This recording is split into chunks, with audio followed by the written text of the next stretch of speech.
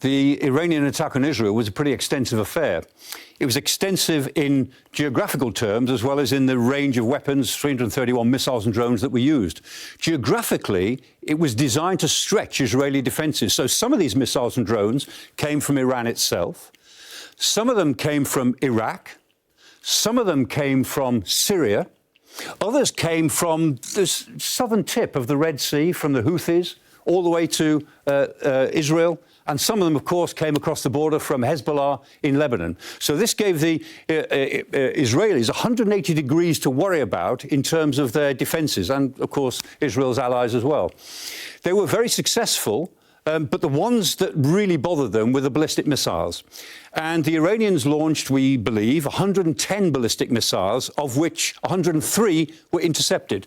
These are some of those that are recorded by the Iranians as taking off. We don't quite know what they are, but they are probably Khorram Shah missiles or the Shahab-3 missiles, more likely, because they've got the long range.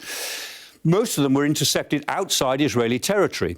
However, some missiles and drones obviously got quite a long way. We also have some footage of Temple Mount in Jerusalem, the most holy place for three great religions, and not far above Temple Mount, at quite low altitudes. You can see that some sort of air battle was taking place. The Iron Dome defense system that Israel runs was having to work pretty hard right above Temple Mount.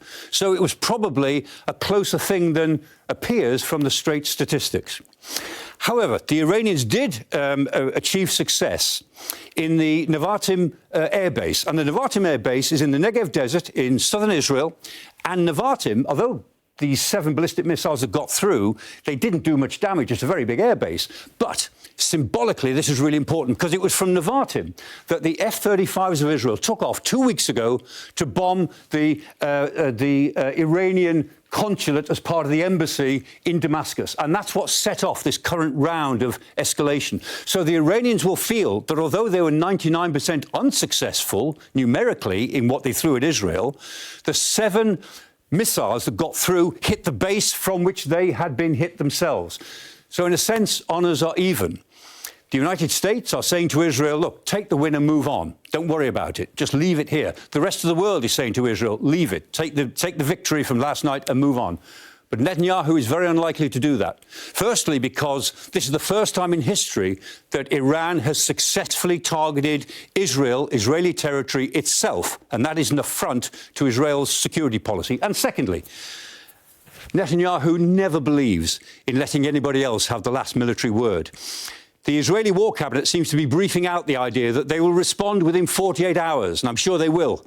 So we won't have long to wait.